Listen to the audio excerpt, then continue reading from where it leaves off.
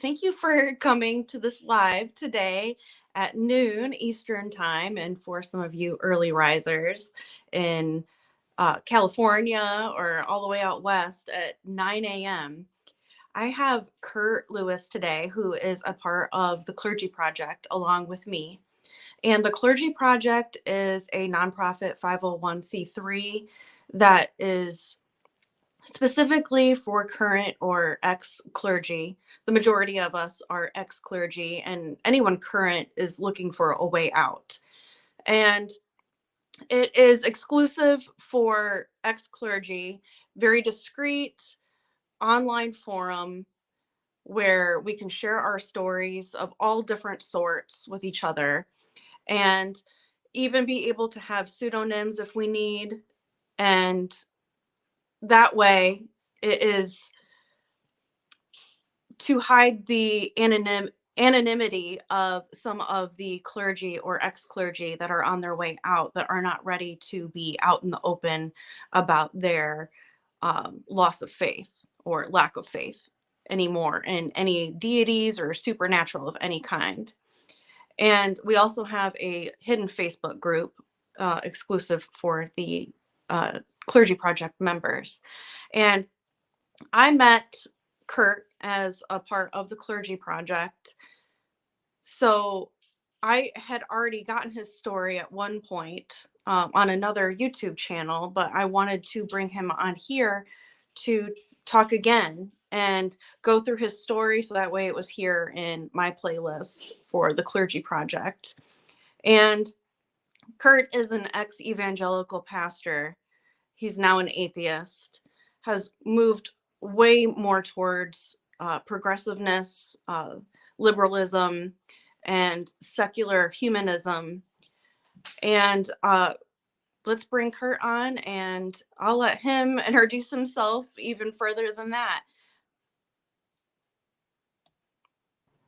All right. Hey, how's it going? Good. How are you? Pretty good. Yeah. I can't believe you're meeting with me at 9 a.m. your time. Yeah, no, it's all good. It's all good. I'm up already and moving around, and on a bright, crisp, cool morning here in Sacramento, California. So I'm glad to join you and glad to share a bit of my story and journey with those who are watching this or will watch it in the future. And I hope that it's an encouragement to them. So I appreciate the opportunity to share. I really think so. I mean, having heard your story once before, I know that it will definitely help others that are in a very similar situation that you were in or were. Yeah. Because unfortunately, there are parts of it that are far too common, maybe some of the more detrimental aspects of it that are far too common. And so I will say that there are probably some trigger warnings in here for anybody listening, having to do with, can I say sexual? Yeah, sure. Okay. Yeah. There's some childhood abuse, not only, emotional or psychological as it relates to the extreme religious kind of fundamentalistic background. But also there was, some incidents there of childhood sexual abuse. So it was,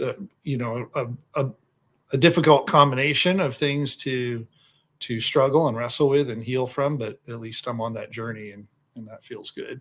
So yeah, and the year or year and a half that I've known you, I've really seen you. I don't know, it really feels like you've really healed a lot, because when we first started talking, I could still really feel the hurt of what you had experienced from indoctrination and just having been a part of that world. And it seems like you've really come a long way since then too. You seem far happier. Yeah, I am. It's, I think kudos to my therapist. I've been working with for pretty intensively for about 3 years or so now. And I love talking about mental health, especially as it relates to individuals who are coming out of religious fundamentalism or cult-like backgrounds. And also just these kind of venues, these kind of opportunities. I think, connecting with people who we feel like we have a shared journey and talking about it, laughing about it is a good thing. I actually had a really cool experience a few weeks ago where I got to hop on a Zoom call with myself and about 4 or 5 others who we all were in kind of the same church. There was a couple of particular churches in the San Francisco Bay Area, and we were all kind of connected to them. And a couple of the people on the call were like kids, now adults with like children, but they were kids in my youth group back when I was a youth pastor. And so it was really healing just to talk about our journeys outside of that, or exiting that. And so I credit these kind of environments or venues as another medium for people to experience some healing and growth. You just got to talk things out sometimes, and this is a great way to do it. Yeah, it's super therapeutic, whether Yeah, you're it listening is. to it or you're a part of the conversation. Yeah. So I wanted to kind of go in chronological order a little bit and start with how you got involved in church and religion, and what denomination you were a part of, what your flavor of Christianity was, and Yeah. maybe what church services looked like. So kind of go Sure. into, what did you grow up? Were you basically born under a pew? Mhm. Yeah, definitely. I was one of those people that, as I've uh, referenced before, I think this will kind of tag me for people who are maybe similar generation and grew up in evangelical circles. There's an old Brian Duncan song where it mentions being, born on Saturday and church on Sunday, and that was definitely my situation. And I largely grew up in, I would say, if not in denominational name, at least in terms of theology, more of a Baptist tradition. Uh, I spent the bulk of my childhood in American Baptist church, as well as like an independent evangelical community church in my younger years. And then like late, preteen through, or like junior high through high school, I was in an American Baptist church. And so that was kind of the overall religious context. I've also shared before that I feel like it is helpful in terms of providing some context to understand a little bit of my parents' own background, and like that my mom grew up in the General Association of Regular Baptists, which is, I think there might be a smattering of them left, but I don't think there's very many congregations. But it was a hyper conservative, hyper fundamentalistic Baptist denomination. My mom was born in 1941, so was my dad. So it gives you kind of a context time-wise. My parents grew up in that era, but where my mom was experiencing like fundamentalism, really rigid conservative fundamentalism, my dad was growing up in more of a Methodist background, which is a little bit more freewheeling, a little bit more liberal or progressive, though I look at it, I think that's kind of humorous to think of it that way now, but on a spectrum. And so, you blend those two traditions together, and you have kind of in the emergence of like the early, Billy Graham era of evangelicalism, this kind of middle ground, what they would see as a middle ground, is kind of some people might remember when like George Bush was running for president, he would talk about a compassionate conservatism. Well, like evangelicalism, at least back in the day, not now, for sure, but at least back in the day, was kind of considered like the compassionate fundamentalism. So that was the context. I think my parents, when they came together, they ended up landing in more of that kind of conservative Baptist tradition, and that's the context I grew up in. Okay, that's cool. So sorry. It's all good. I also want to say, oh, Tangelo, I see you in the chat. Knock it off. This is not the time. Okay, so I would like to know what your church service was like. your Yeah. like your worship, the sermons. What were kind of some of the things that were Yeah. focused on in the preaching? Sure. So services were very kind of Baptist. I mean, lots of hymns, but I was also here. I am growing up in like the 80s into the 90s, mostly.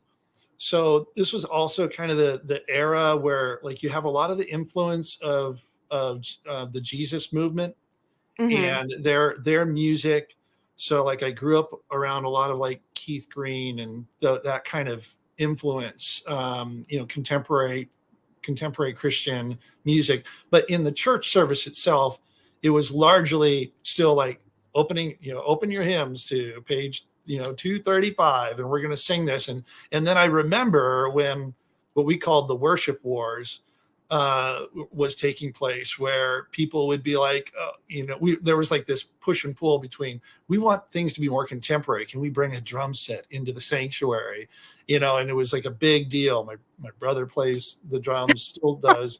And like, that was like a major, like when we finally, at this one American Baptist church, when we made the fateful decision to remove the choir loft, like that was a major pitched battle that eventually kind of worked its way out. And, then we were able to have some more, music with a little bit of a rhythm and beat.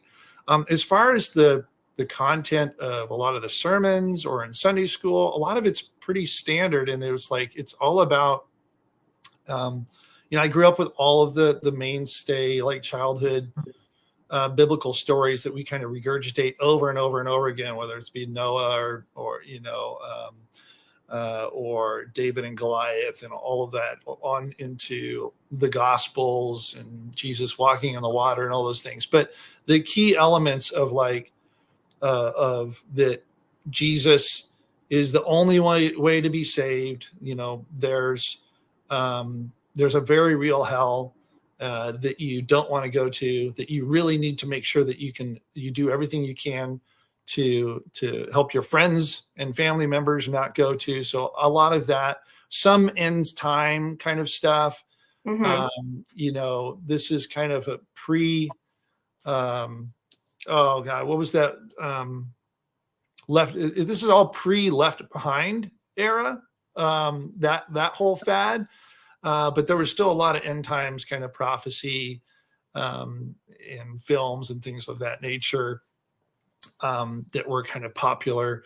So I like even films. It's funny. Like I remember when we would have like a movie night, but it would be like the old school reel projector, like, set it up in the back and project it into the front.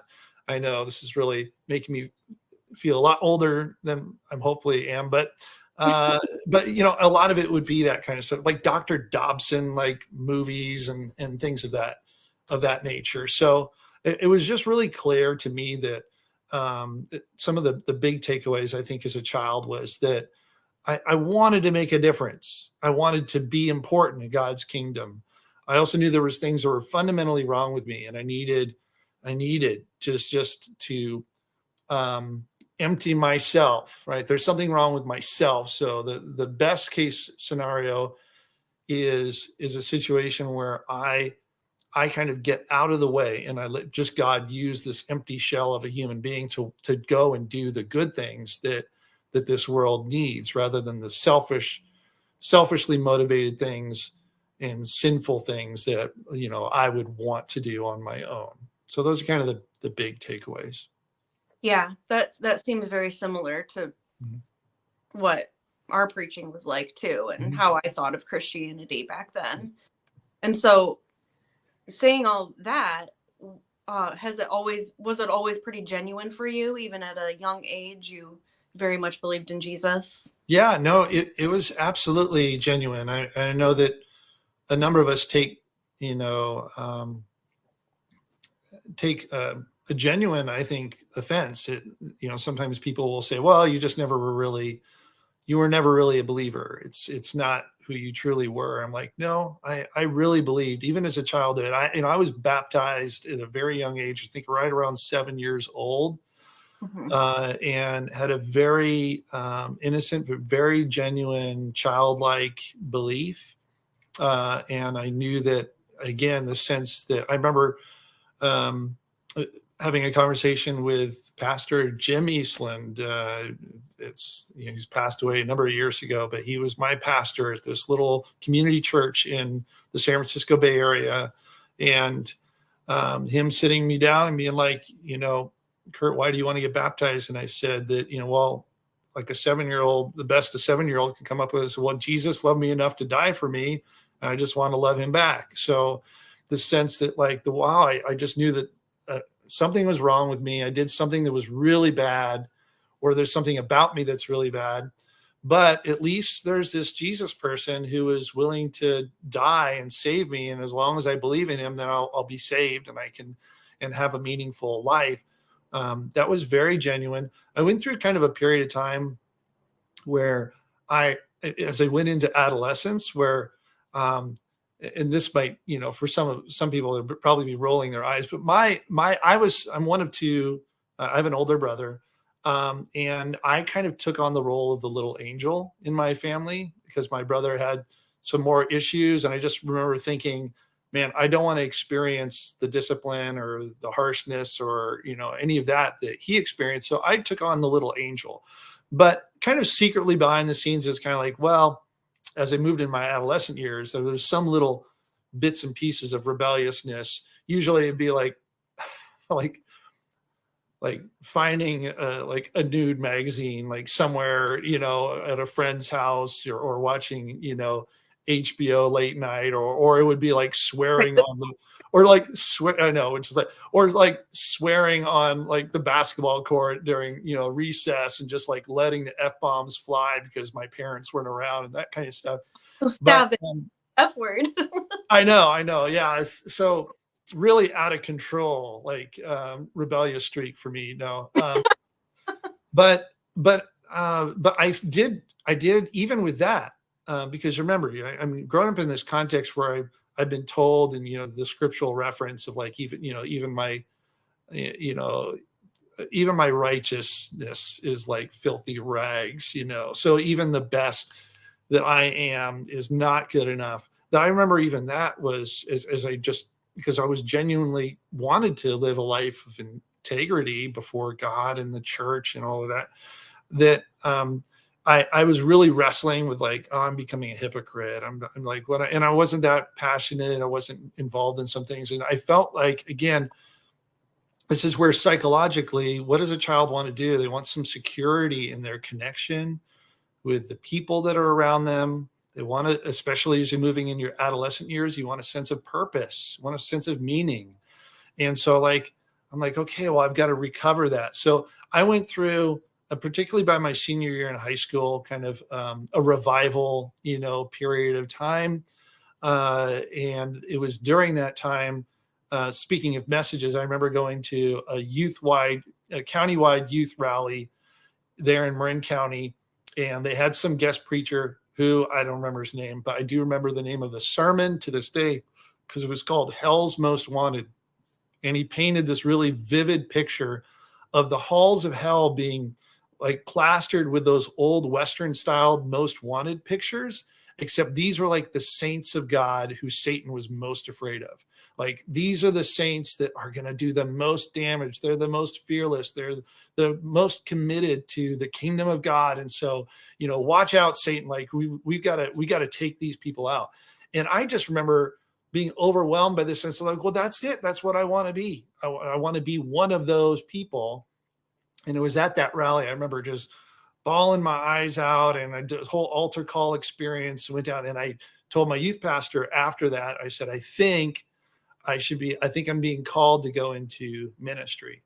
And which meant putting aside some of the things that I really truly loved and enjoyed. Like, I loved sports, and and I remember, this is a few years earlier, but it shows you kind of the back and forth battle that I was going through. I remember making the freshman basketball team and then feeling like I might be disappointing God in some way. And I quit it so that I could do this evangelism explosion, what they called evangelism explosion, like training back then. Or I really excelled in music. I played the trumpet, played jazz. I was getting all lined up. I could have gone and done music scholarships, very artistic side of me. And I put that all aside. I said, okay, no, now I'm going to go off into ministry because I want to be one of those hell's most wanted people on one of those posters. And so this is what I'm going to do. I'm going to dedicate myself. And I've shared in other contexts that whether it's said explicitly or not, there's definitely a hierarchy of professions in the evangelical world. Like if you're really going to make a mark for God's kingdom, you're going to really make him and really, in a sense, the church happy.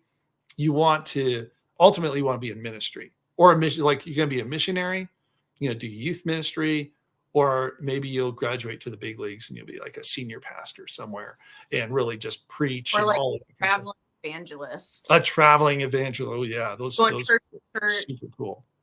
Getting your offering. Yeah, exactly. So, that kind of takes you through like my childhood. And then I decided to, at that point, go off to Bible college. I ended up choosing a school up in Portland, Oregon. I went to what was then Multnomah Bible College, used to be Multnomah School of the Bible back in the day. Often has been referred to as the Moody of the West. So it's that kind of tradition. And just dove head first into studying the Bible. Mm-hmm. Was that a Baptist college?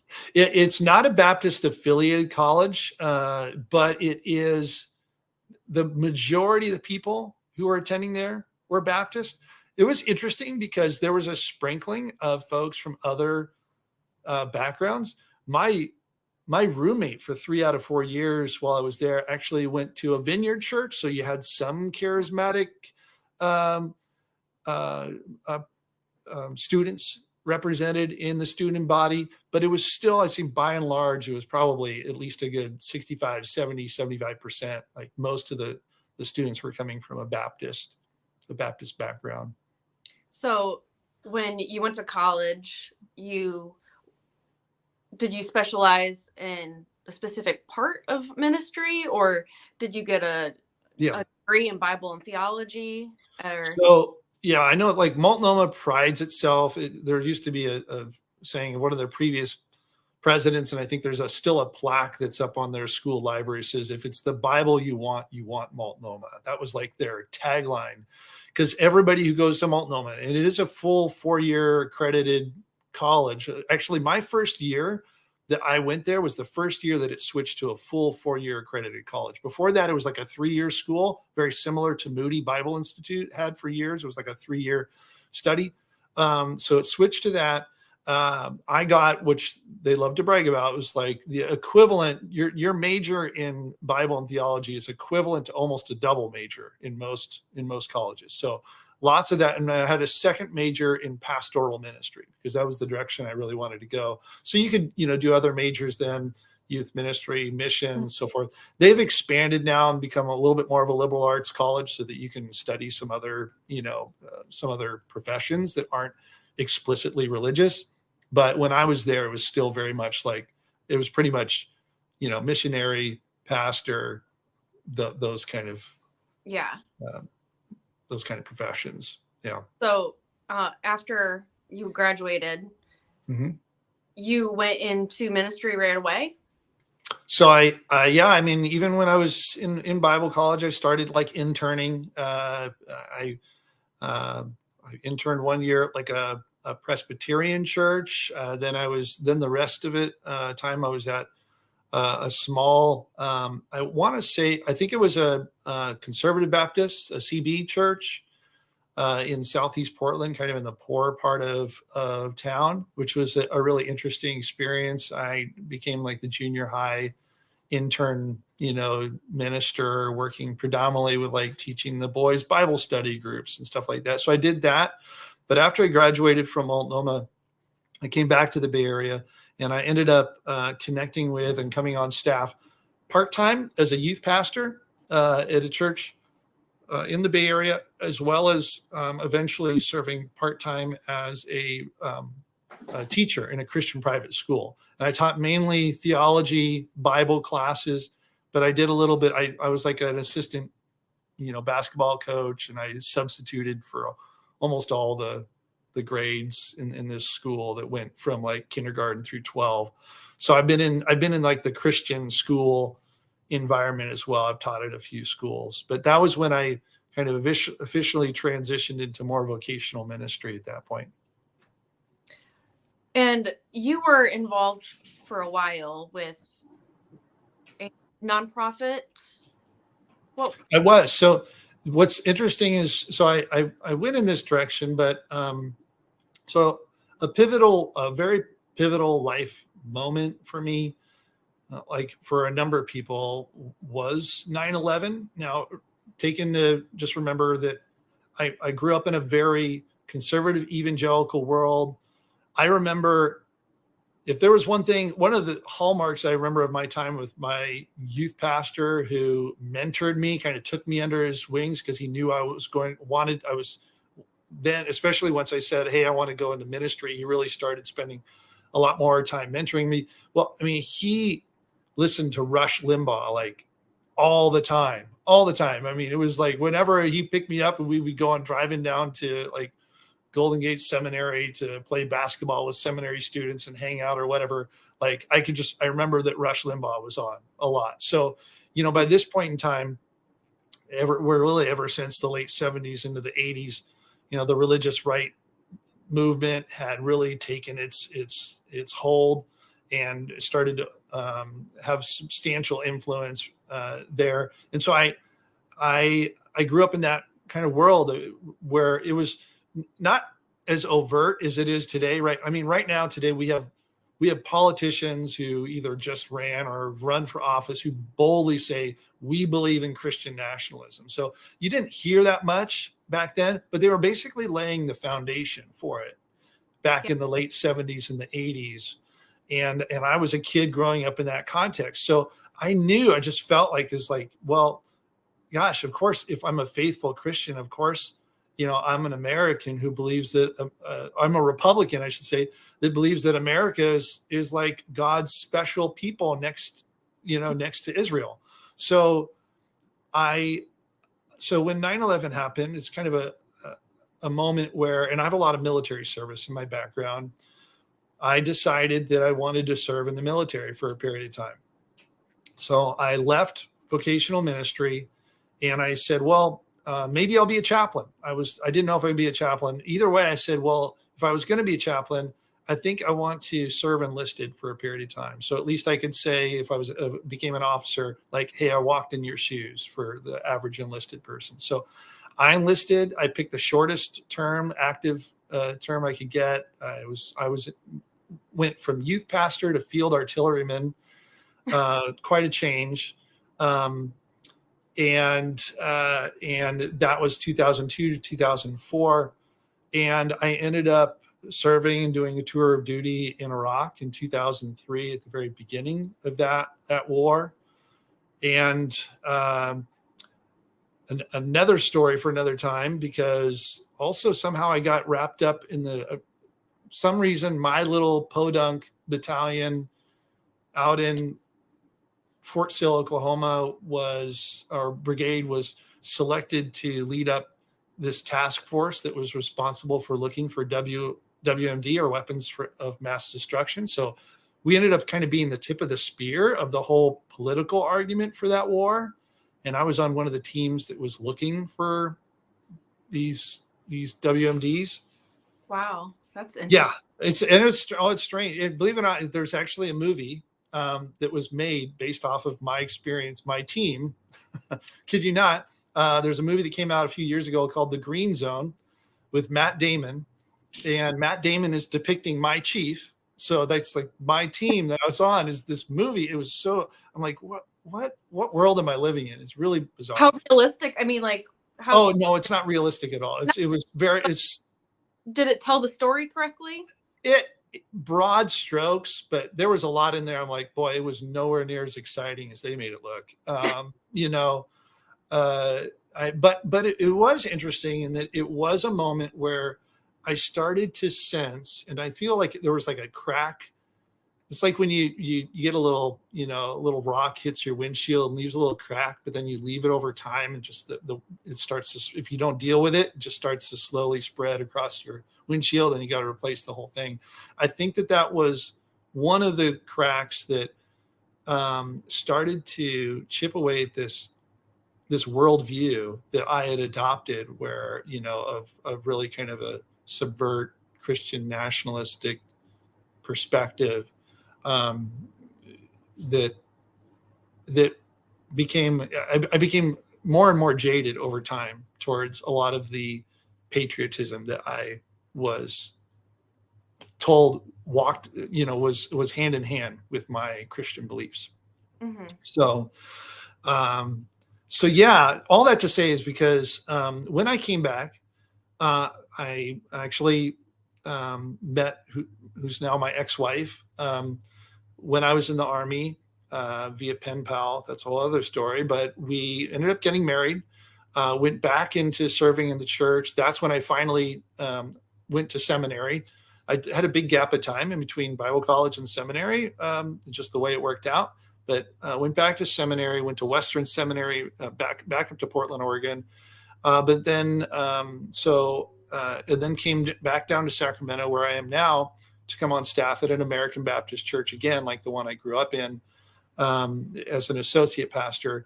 And I did that for the next 4 or so years. But then I was getting more and more anxious. I was very unhappy.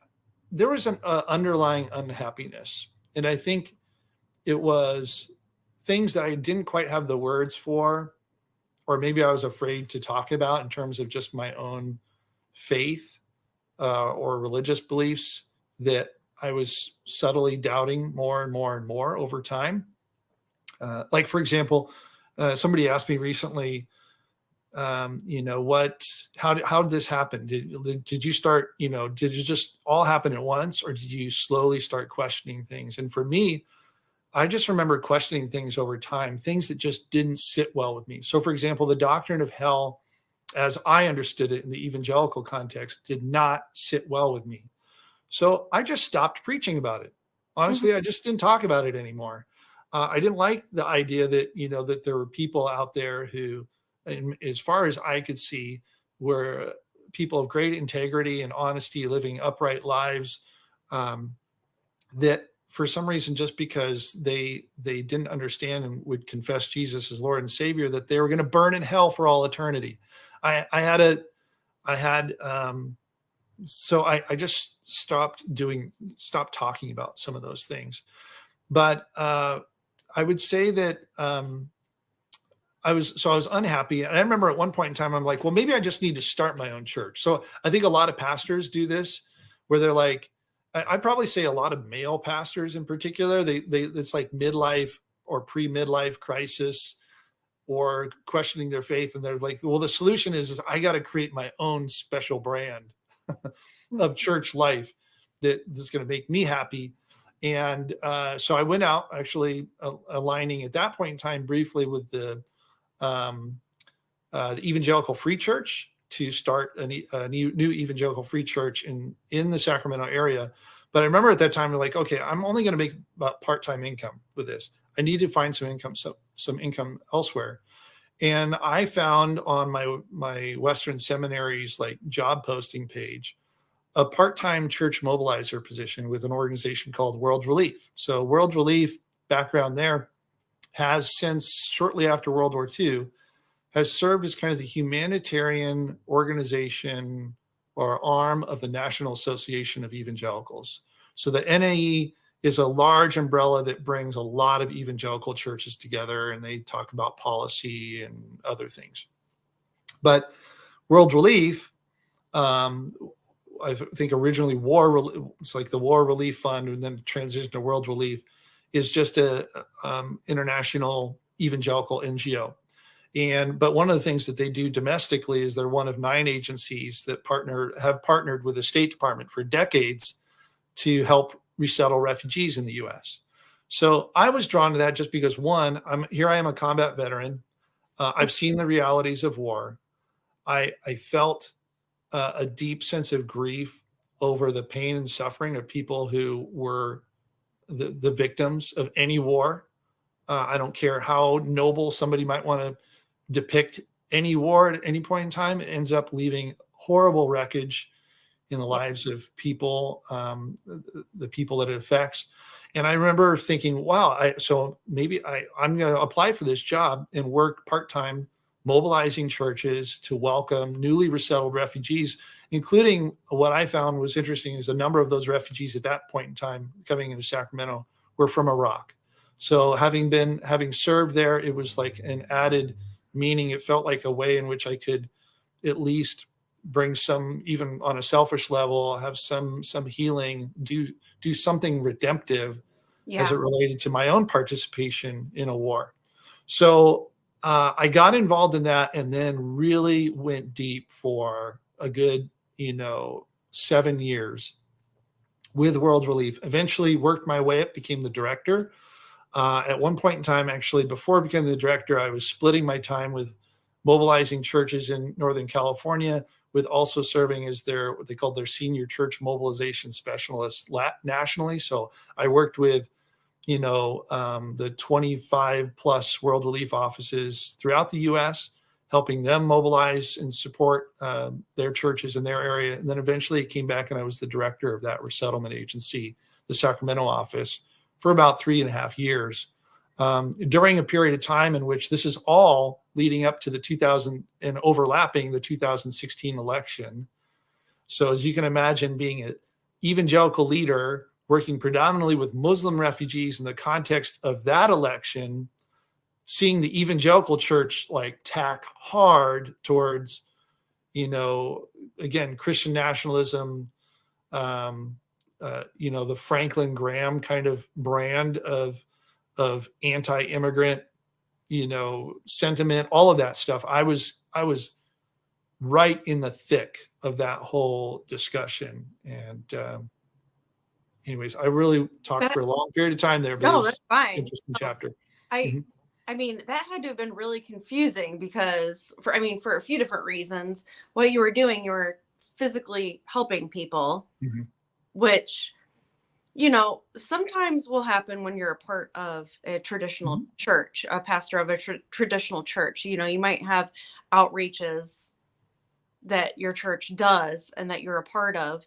But I mean, that's like mega outreach, like basically only outreach, right? Yeah, we worked with literally thousands of refugees. At that point in time, we didn't know, but over those years, Sacramento actually became the number one city in the entire nation for receiving particularly Afghan refugees, many of them who were coming to the U.S. through something called the Special Immigrant Visa, which is a program that was made for Iraqis and Afghans who worked with the U.S. military, often as like embedded interpreters and things of that nature, working in U.S. embassies. So but I was very heavy in that, and it was also interesting because here I am, leading an evangelical social service agency, being funded heavily by the federal government and to a lesser extent state and county funding, but also connecting and mobilizing churches that want to, quite frankly, leverage that moment to share the gospel. And yet there's very strict when you're receiving those funds, at least hypothetically, there should be very strict restrictions on that. Like you're just there to provide these services. You're not there to evangelize people. But we kind of knew that it was like a backdoor way to evangelism because we would help people connect with these refugees as they arrived. And as they did, they would develop relationships. And we knew that at the appropriate time when maybe we weren't as involved in those clients' lives and we'd close their cases formally, that the church would still be there and that ultimately they would be a witness to Christ. So yeah. And I mean, just candidly, this is some of the inherent contradiction and I don't know, tension that we find within, there are some aspects of religious practice, religious thinking. You could look at the supposed teachings of Jesus. I think that, again, I believe that most, if not all of the Jesus of the Bible is probably fictitious. But just even setting that aside, there's some elements of his teaching in the Bible that would you could see if somebody was obeying them, would be like, okay, we should, quote unquote, welcome the stranger. Like we should do these things. So I got well versed in knowing how to cherry pick the Bible to talk about how we should be kind and supportive and welcoming to, immigrants and refugees who are Yeah. coming to our context. And I worked with a lot of people who had very genuine hearts and loved being kind and supportive to people who had experienced so much trauma. And so there was some wonderful moments in that, but the undercurrent behind it was, meanwhile, was still very, very toxic and very driven ultimately by kind of evangelistic objectives. Yeah. So, the ultimate goal was to get them to come to the church and be a We part could, of preach to. yeah, exactly. And we couldn't be explicit about that as a resettlement agency working with the State Department. But we talked all the time in mobilizing churches, myself all the way up to like national spokespeople for World Relief, would come and talk to churches, and they would say, hey, well, why should we do this? Well, one, it's a biblical mandate. We should welcome the stranger. Like Jesus said, we should be kind. And we'd find other, there's some other spattering of verses in the Old Testament, as well as, obviously with Jesus and in the New Testament, where we, show hospitality to those in need. So we would, so there's a biblical mandate. But we would also talk about how there's a quote unquote missional opportunity. So there's an opportunity here where we can support and love people. And then at the appropriate time, we can share the good news. And hopefully they'll come to Jesus and won't go to hell. So Did you struggle with doing that, getting to when you got to that part and it was like, okay, here's why I was really helping you out. And for you, it's not, I wouldn't say that that's why you were really helping out, because you really wanted to help. yeah. And that was probably the best and most rewarding aspect of it. But did you kind of feel icky at all when you got to that point and you were? Like I said, for me, evangelism, kind of like talking about hell, became, I just stopped talking about hell almost altogether. Evangelism would be maybe kind of a talking point, but honestly, I really wasn't living it out all that much. I wasn't following up with being and busting out like the 4 spiritual laws on a napkin and sitting down across the table with an Afghan and being like, here, let me show you simply how you can be saved by the time we finish this cup of coffee. So, At what point did you start questioning things? Like how long had you been in ministry where you can say, okay, I remember at this point I was really, really not sure if this is true anymore. I think that this is one way, and I should say that while I was serving at World Relief, a good chunk of that time, I was also another Christian denomination that I ended up being a part of for, I don't know, I want to say 6 or so years, was a Christian Missionary Alliance church. And I was even, while I was at World Relief, I even served a very limited part-time capacity as an associate pastor of discipleship there. And I just remember that I think during that time, I was, so probably, especially that period of time, those 4 or 5 years before I left Christianity, I was privately, I privately had pretty much dismissed the concept of hell. I had privately really wasn't emphasizing the exclusivity of Christianity anymore. So evangelism wasn't a priority. I really was more in the camp, moving more towards the progressive Christian camp, where it's like more about modeling one's life after the more progressive aspects of Jesus's message and ministry, not the other parts of Jesus's ministry where he's like, no one goes to the Father except through me, or in Revelation, I'm going to come back and, kill everybody who doesn't believe in me. Not that part, not that Jesus, but the other parts of the Jesus narrative that seemed more right to me. I was, especially having been a combat veteran and then working with refugees, over those last 5 or 6 years, especially working with a lot of refugees, I really started to take issue with the violence of the Bible. It's actually one of my biggest arguments against any kind of reverential attitude towards the Bible. There's a lot that you can go into as relates to the historicity of people, events in the Bible, horrible, like just laughable contradictions with basic facts of nature, young earth kind of stuff, all of those things. But for me, setting that aside, it's the violence of the God of the Bible and the followers of God in the Bible under his leadership that really grew more and more offensive. So I would say it was at that point, it was like slowly just chipping away to the point where I remember the last few years, I was just not happy. And to be fair, and this has been a part of my healing, when you're not happy, you also tend to do a lot of stupid stuff. I mean, it's not stupid.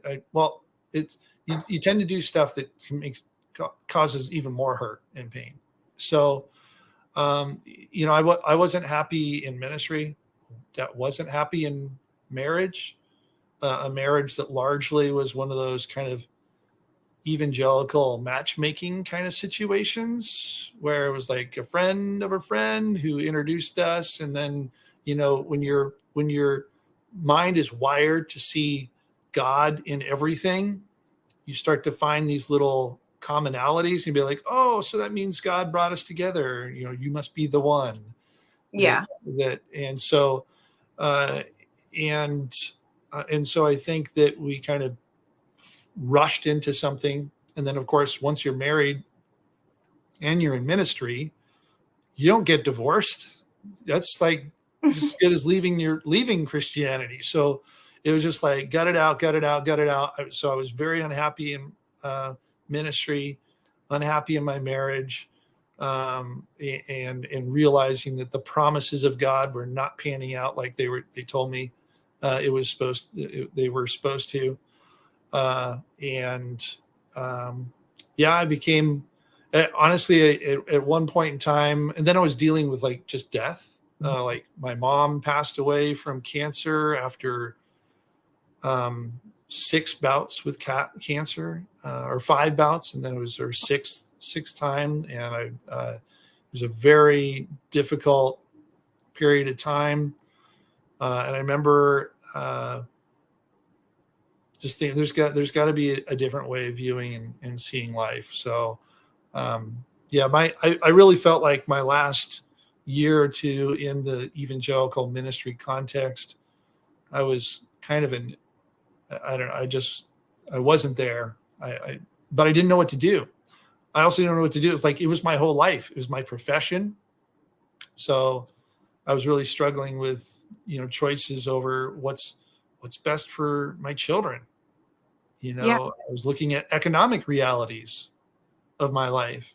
Now, fortunately for me, my transition to work with refugees worked out really well, because unlike a lot of other people who just go to Bible college and seminary and then just go straight into ministry and that's their whole profession, at least I had built up a body of professional work that could be easily transferred to like secular environments. So I eventually did. I left World Relief, then I worked for a DC-based nonprofit that worked with Afghans and Iraqis. Then I came back and I'm working with another secular resettlement agency now. But a lot of people don't have that benefit. They don't have that out financially, from a career standpoint. I was fortunate.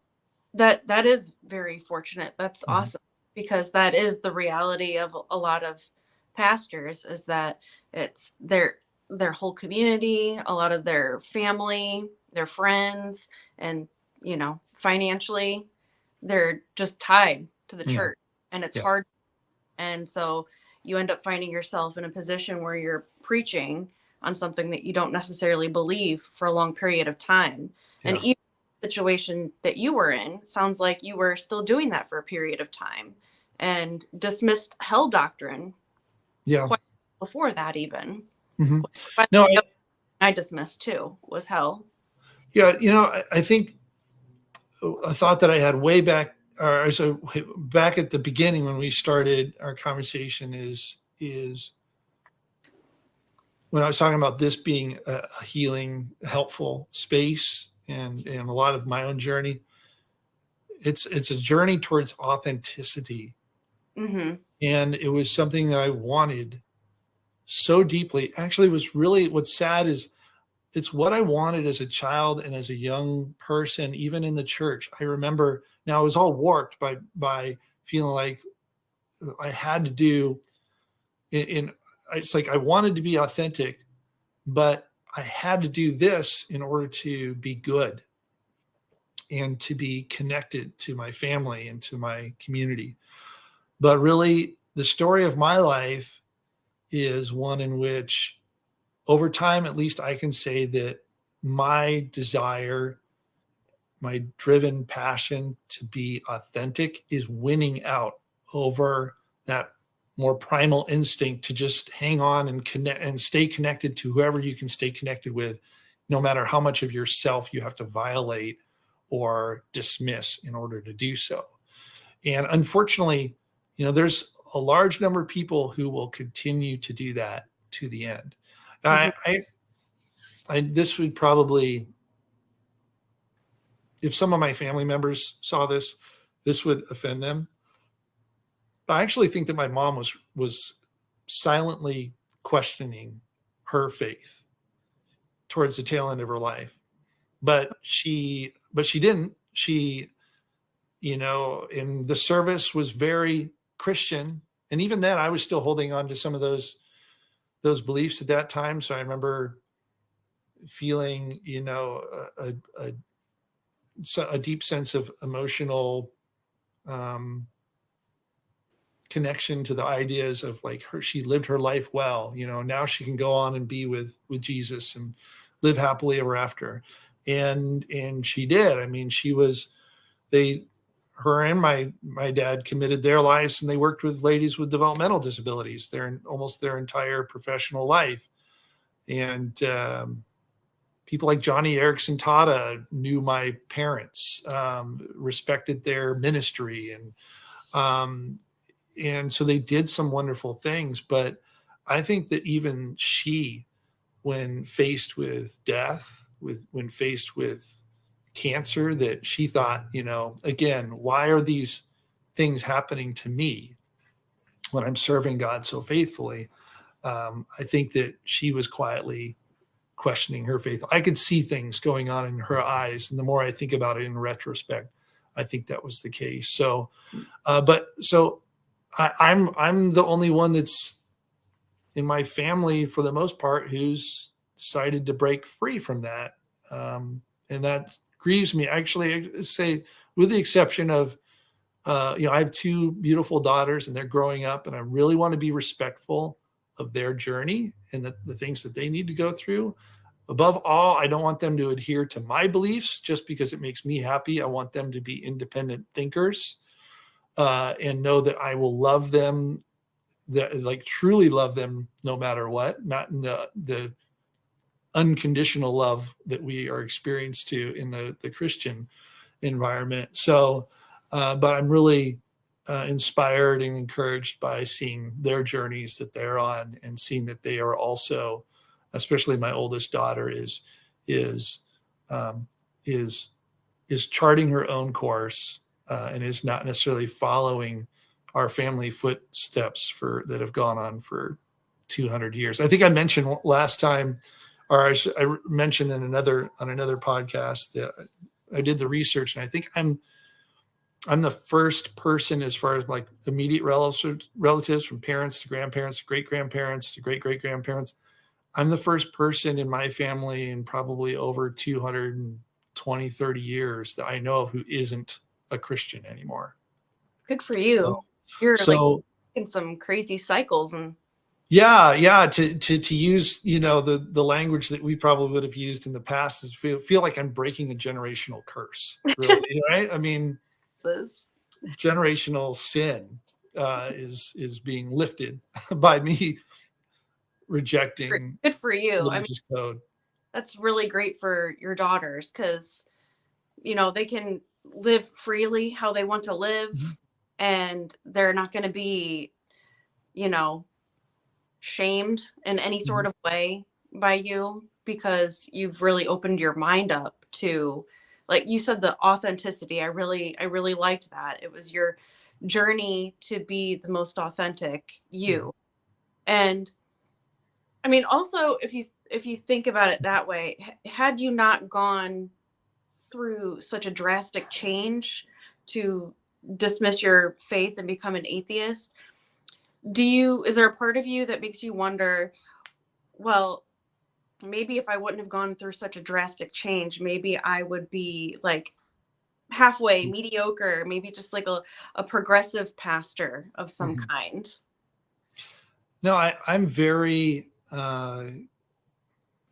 very grateful that the journey that I ended up going on has led me to this place, and not to one with just settling for uh, some kind of a hybrid of being authentic, but also still being somewhat inauthentic and holding on to religious frameworks or institutional connections that can, at a very human level, make you feel at least a little bit more security. It's like this is part of the trauma that most of us who have left institutional religions, cults, so forth, go through, is one of them being that there's this major disconnect that happens with a community that we at least receive some degree of psychological support and security in for a Yeah. long period of our life. And it's gone.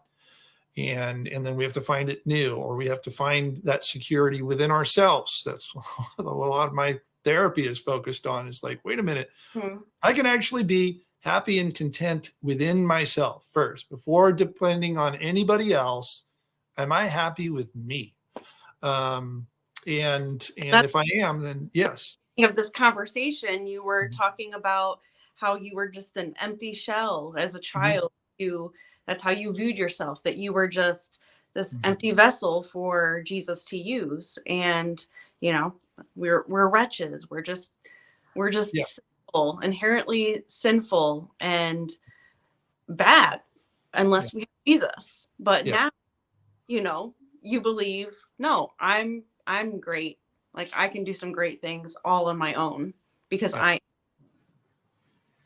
I remember telling for a period of time, like I said, I don't just be really transparent in this context. The older I get, the more transparent. I think it's good. I mean, I mentioned that when I was really deeply unhappy, I knew I needed to make changes. Sometimes when you're in that stage, you find other you just try doing everything that you can just to bring some sense of happiness into your life. So for me, unfortunately, the way that looked is I was deeply, like I said, I was unhappy in my marriage. So a lot of that was connecting with other relationships outside of my marriage. And so after my, like, the process of getting divorced, and I left the church, and which was still a very stressful period of time. Uh, was because this is all during the pandemic. It was like I was cohabitating, going through a divorce after having left the church and trying to reestablish a career outside of it, like all in like the year or two before and the couple of years after or since, the pandemic started. Not a fun time, but it was a good time. Like I felt like I was I was making the right choices. One of the things that I dabbled in, and I would say I got some value from it, is like I went to a recovery group for a period of time. And the challenge with recovery groups is a lot of them that are kind of AA formatted. There's a lot of religious language in it, so it can be pretty triggering if you've left Christianity and you finish every meeting with a prayer. I'm like, oh God, not God literally, but I was like, oh damn. But I remember also making some really great relationships. It was an environment where I was really honest about my own struggles and challenges. But I remember telling a group once, I was like, gosh, I was just by myself. I was with myself like for several days in a row, just totally by myself, because I finally had separated physically. So my girls weren't with me. They were with their mom. And I wasn't in any relationship at that time. And I said, I found out that I'm like, I'm not a bad person to be around. Like I can actually start to enjoy myself and value myself. And so that's part of that process of just rediscovering your own value and taking a great deal of pride in the uniqueness of who you are. And so I think that, coupled with the therapy, my therapist, Michael, is just an amazing guy, really leaned into a model of therapy called internal family systems, which was hugely helpful. And one of the wonderful things about it is the assumption that you start with in that model is that you're not inherently sinful. You're Great. You're a complex human organism that adapts to various environments, some that are traumatic, by developing other behaviors that could end up being hurtful to you and to others. But you can heal from that. You can own it and you can heal from it and show compassion to yourself while also showing accountability. And you can grow and become a more loving person to yourself and to others. But the basic assumption is like, wait, there's good there. I'm not a wretched sinner, like I used to sing in all the old hymnal books. That is so good. And I mean, it really is sad that at a young age, like young children who are being indoctrinated, such as yourself, to feel that way about themselves. Yeah. Or that they're nothing. And so that's really great that you've worked past all that and started to enjoy yourself by yourself. And that makes you probably way better of a father to your children, because they have a father who is enjoying life, loving the simple things, loves who they are, and teaches his children to love themselves for exactly who they are.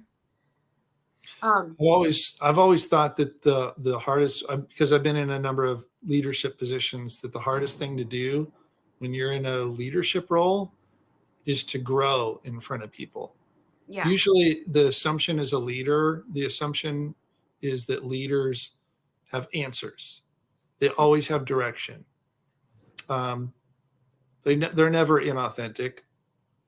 They never try to manipulate. They never try, I mean, it's stupid when you think about it, or it's very naive to think about it, but there's these unrealistic expectations.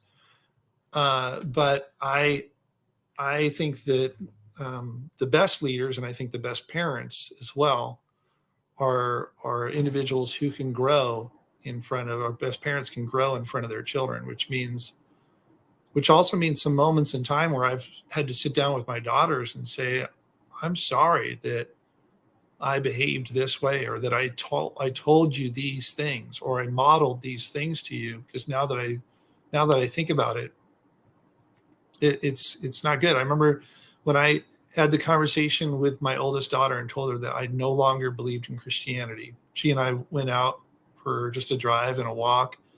I think we sat down on a bench in a park, and I told her, because I had just finally on my blog, I published this piece called "A Confession of Unfaith" or something to that effect, and I sat down with her and I said, "I'm sorry that I presented such a small world to you.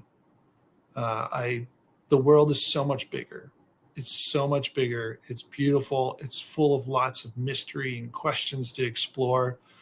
And I just told her, I said, "If anything, I just want you to know that this world is big. It's huge. This universe is big. There's lots of things that we can be curious about ourselves and everything else.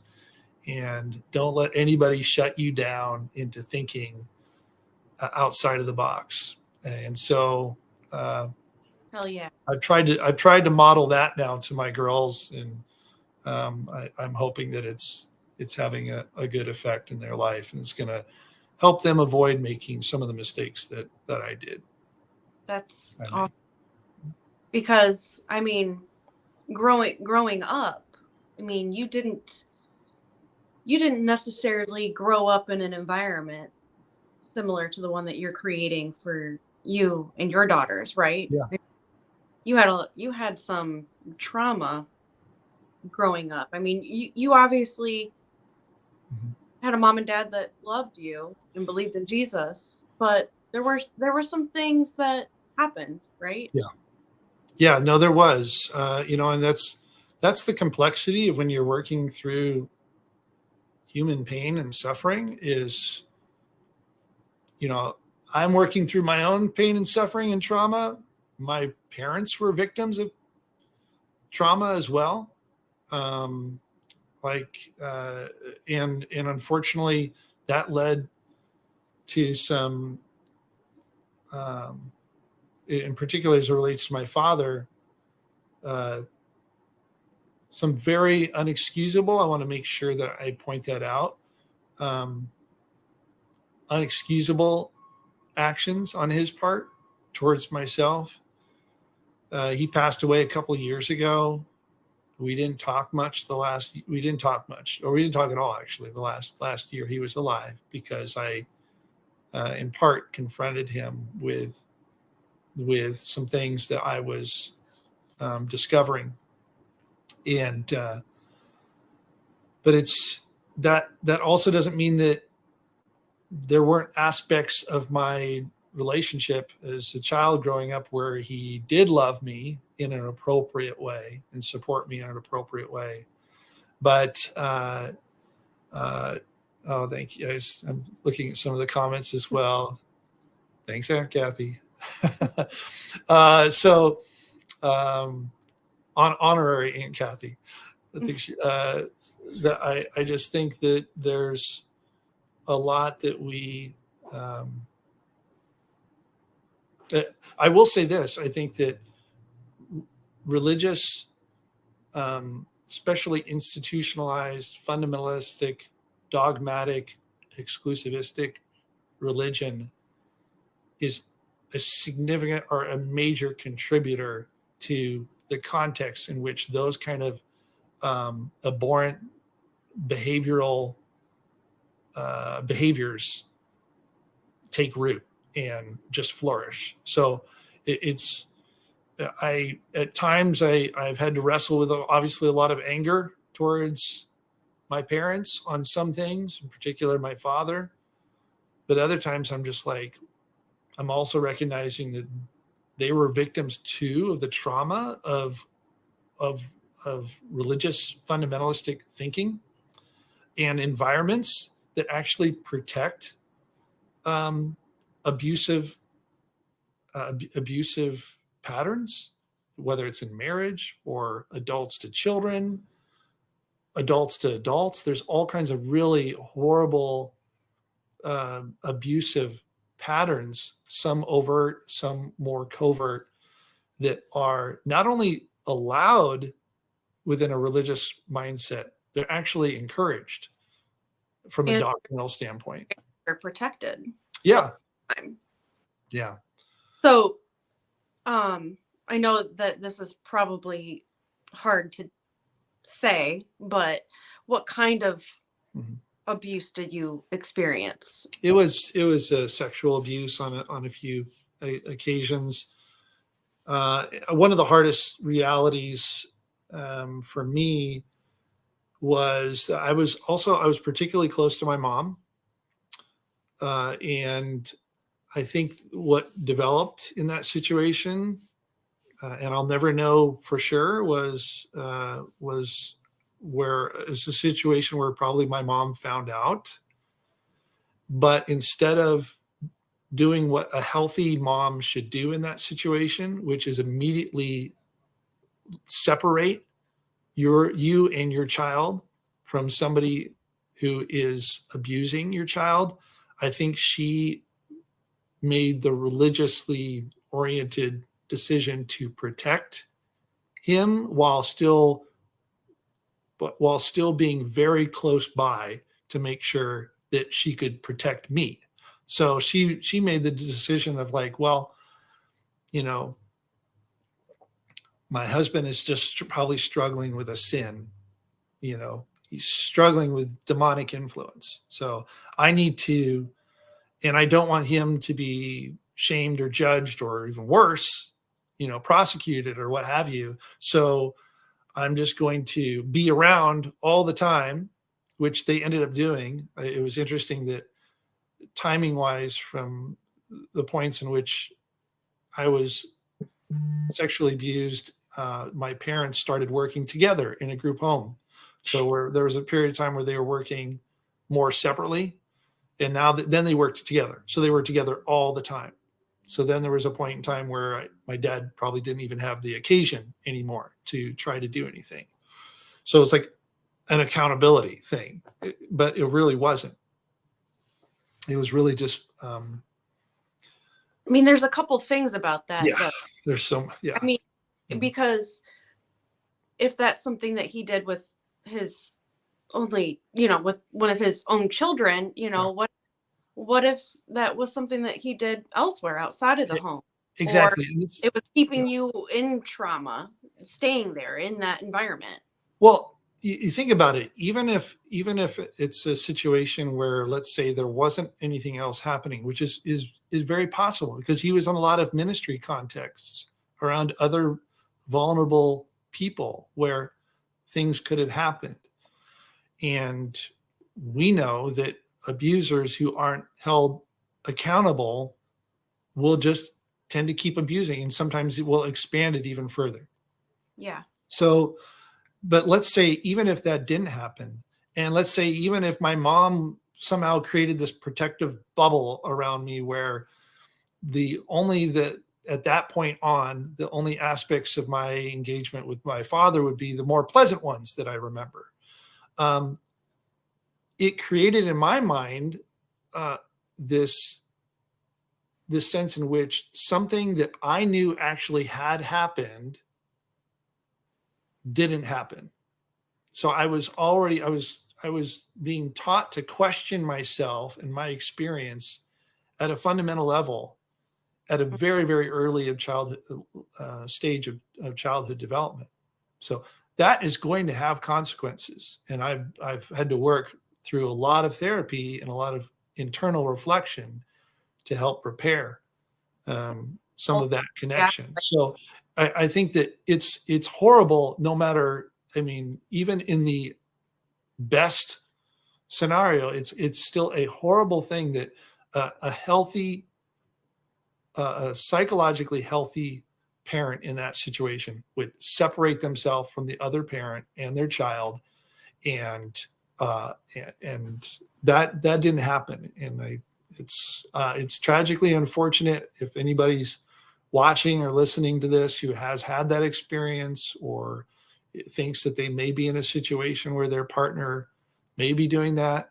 You need to You need to prioritize you and your child's health and welfare above any other sense of feeling compelled to save your partner.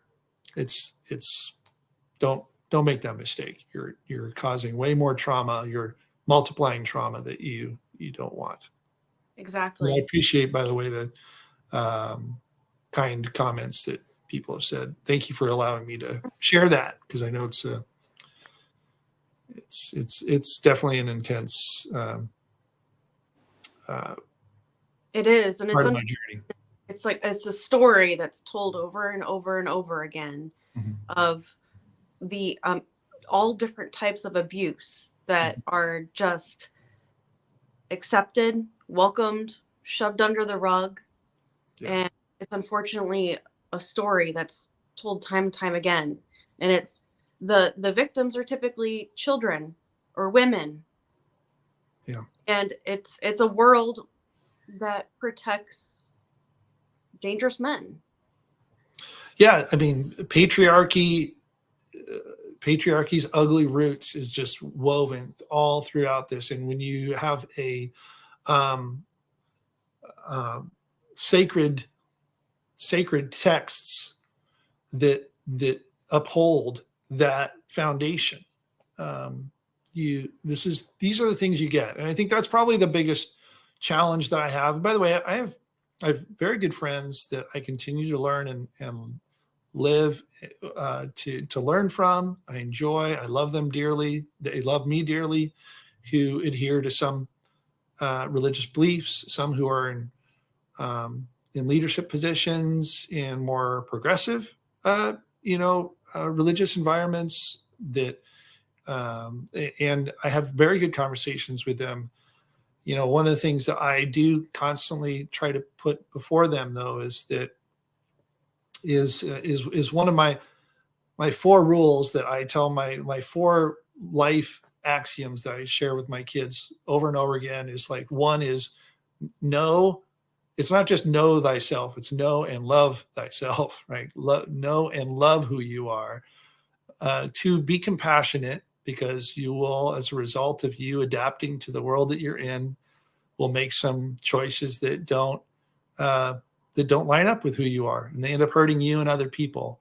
Be compassionate. Try to understand why you made those choices and be compassionate with you. But the 3rd one is own your shit and take accountability for those things. And then the 4th is keep moving forward. So I tell especially my good friends who I love dearly, are still part of some religious institutions and traditions. Just be like, if you're going to be a part of it, then own your shit. Own your shit, church. Like, this is the reality of the ultimate. What works out when you start at point A with these kinds of doctrines and this kind of value system. These are the kind of abuses that you get. So own that and go back. And if you're going to still stay in that, challenge at least those beliefs and values that are clearly toxic and resulting in a lot of trauma, and rid yourselves of those things and hold on to whatever it is you feel comfortable holding on to that brings you value and purpose. I might not agree with it, but if I can at least be share in common our values for like genuine liberty, tolerance, things that lead to societal, individual and societal mental health and physical health. Great. Let's live life and hopefully move this world in as good a direction as we possibly can nudge it along. Anyways, that was a little bit of a side rant, but I think that's important, because we still do share a world with a lot of people who hold and are participating in various religious traditions. And I'm still trying to do my best to find ways to meaningfully interact and build friendships and collaboratively work and do things that we think will at least find the common ground where I can find it. because some of us with some great genuine people that Mhm. are Christians have a Mhm. common goal to us. You Mhm. know, they a lot of Christians will recognize some of the hateful stuff that you were Mhm. mentioning that's in the Bible. And uh so it's more about the common goal than Mhm. if whether or not if Jesus was real or Mhm. what the hell doctrine says. Yeah. But you do, if you're going to be a a pastor or just a Bible believing Christian, you do need to own the fact that your Bible in its entirety is a mixed bag of good and bad, but a Mhm. lot of bad is Yeah. in there. And so I wanted to ask, Yeah. flat, I guess flat out, aside from some of the immorality you mentioned, the hell Mhm. doctrine, but why did you leave the faith, and why do you consider yourself an atheist now? Yeah. So I would say I left the faith because, one, at a rational level, I came to understand that reality, as we understand it in the natural and historical world, um, based off of like tried and true scientific reasoning, undermines huge portions of this belief and framework. That is one aspect of why I left. Probably even just as important, if not more important than that, is the effect. So it's kind of like, when we would refer to Galatians back in the day, we talk about the fruits of the spirit. Hmm.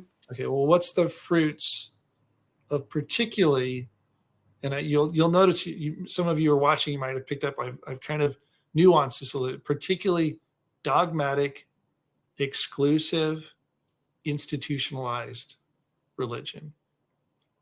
Um, the fruits of it, while there can be, there always are going to be some elements of that. Like I said, even when I was in evangelicalism, I was a part of efforts that marshaled a lot of help and support to people who were fleeing war and violence, and some really wonderful things happened, and stories that happened.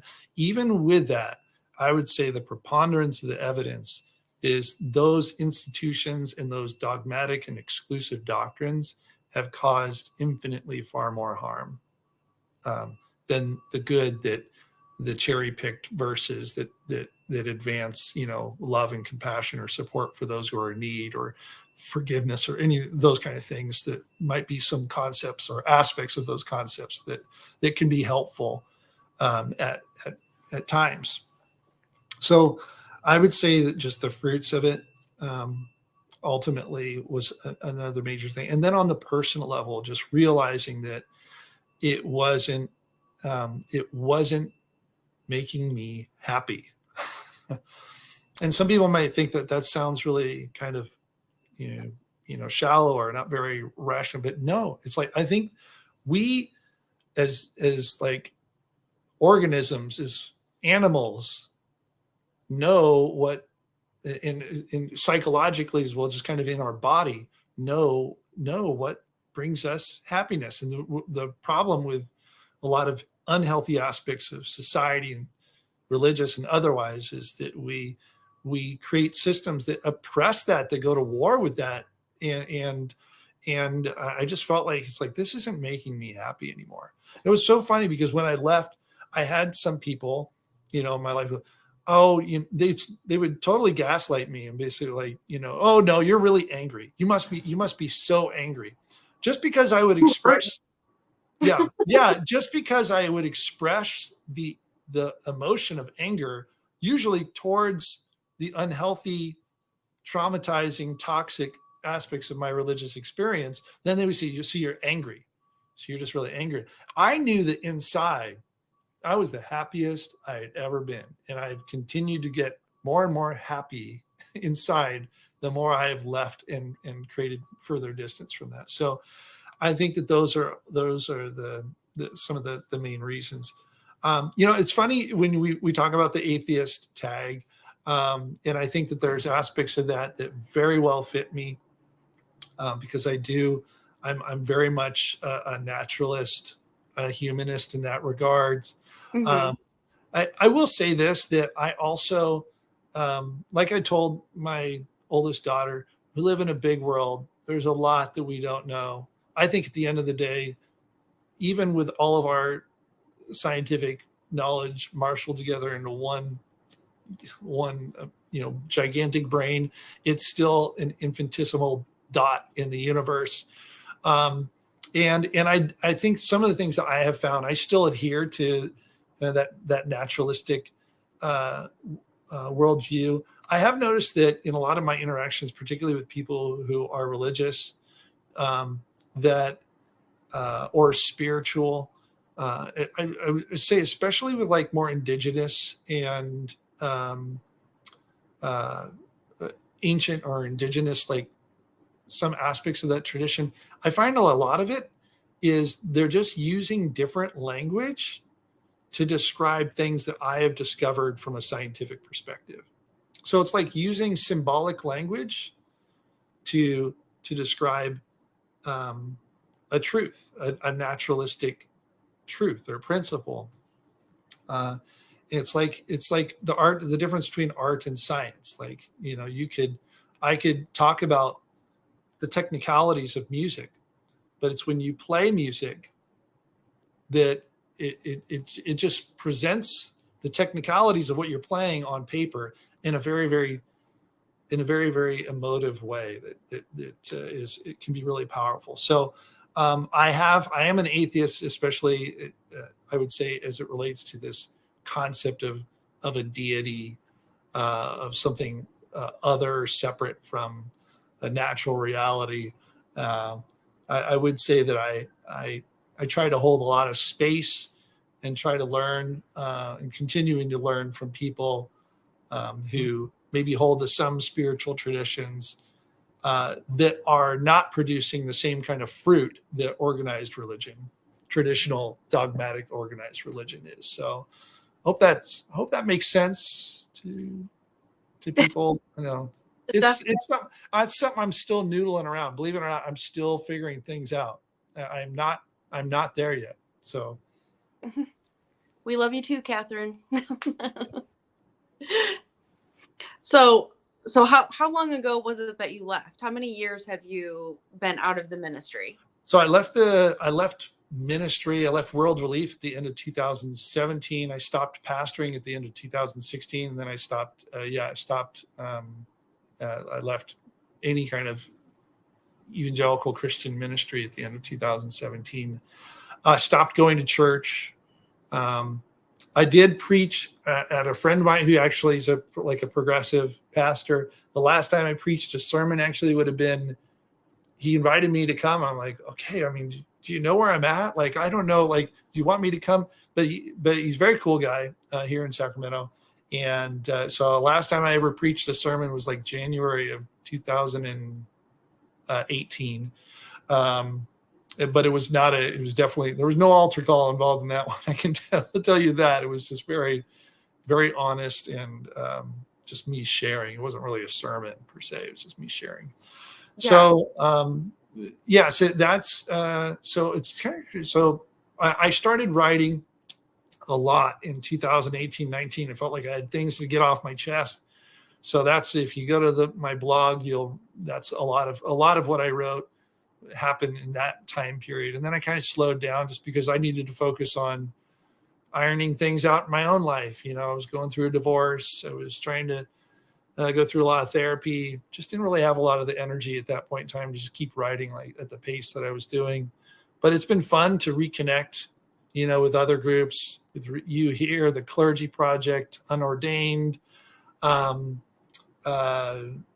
divorcing religion workshops, things, the conference on religious trauma, just some of those amazing environments where I can connect with a new family.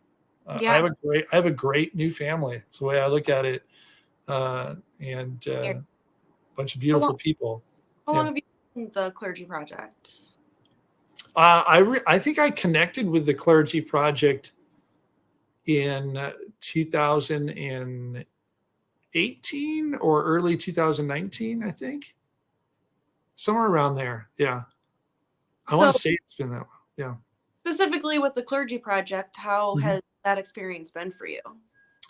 Good. I just, it's whether it's like on the Facebook page or some of the various forums. I've loved being a part of some conversations. We've tinkered around with, and I got to follow back up with it. We've tinkered around with, getting some of folks together. If you're in Northern California, I think I saw somebody in the chat mention that they're not too far from me here in Sacramento. I think there's a number of us who are former clergy, or maybe you are still clergy, but secretly, you've left your religious beliefs behind, and you just need support. This is an absolutely phenomenal community to connect with. A lot of very compassionate, knowledgeable people who will be there to help you and also to learn from you as you go through this process of being more authentic, more you. Definitely. I mean, it's been so great for me. I've met so many friends. It's how I met you. It's how I met Catherine, and so many other people uh, that I've come in contact with that are genuine friends that I can count on. I've been able to send my resume to people and Mhm. say, "Hey, what do you think about this?" Or, "Can you put a good word in for me if I'm looking for a job?" Um, and just having people to talk to that, that you can like kind of half say what you're feeling, and that Yeah. other person knows what you're talking about because they've been in a similar situation, Yeah. being in ministry and leaving. Mhm. And so the Clergy Project is really, really great.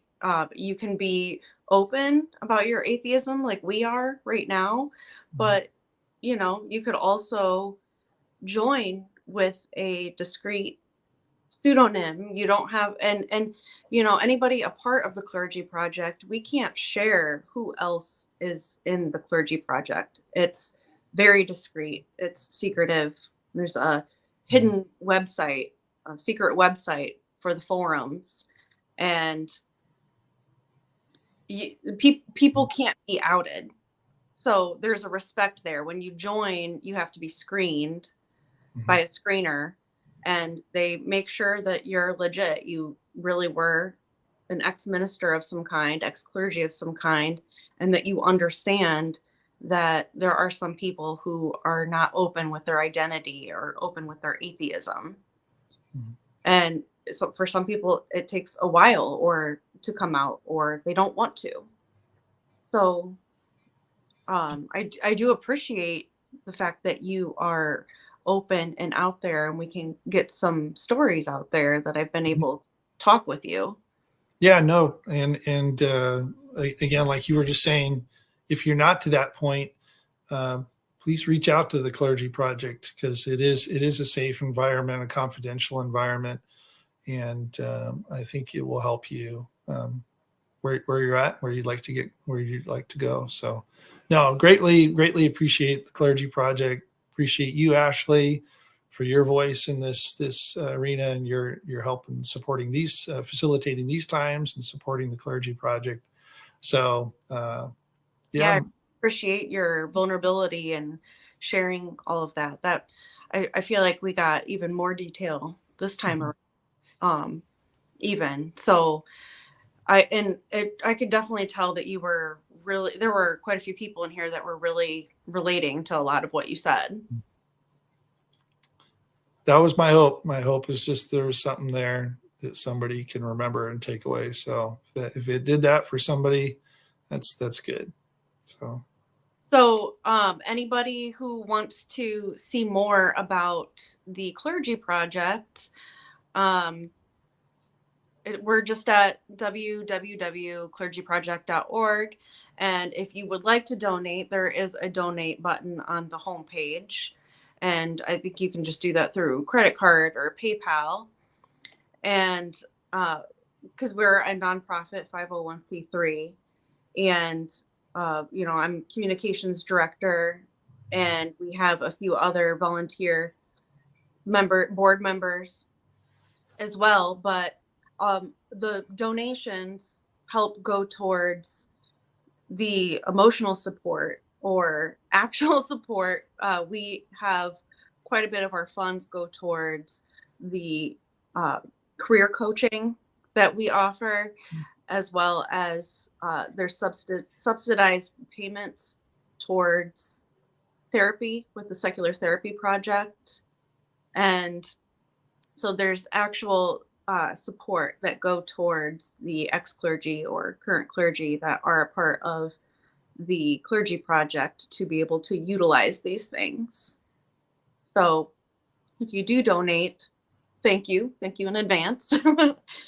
And again, Kirt, your blog is at kirtlewis.com. So if you guys want to hear more from Kirt, you can visit there and read some of his experiences and thoughts that he has there. And Kirt, is there anything else that you would like to share? I don't think so. I think I've shared everything I wanted to share. Thank you again for letting me come on and have this conversation with you. Yeah, thanks. It was a really good conversation. Yeah. And also on Sunday at 4 Eastern time, I am going to be doing another one of these interviews with another Clergy Project member, Catherine Roberts. So come and join for that. I'm going to be setting that stream up soon. So put the notification bells on, or, any of that, so you know when that is going to be coming up as well. Thank you everybody for watching. It was really awesome that we had all these people here in the middle of the day on a Thursday. So it's very much appreciated, and I will see all of you guys on Sunday. Bye. Thanks, Kirt. Bye. Thank you. I'm trying to end the broadcast.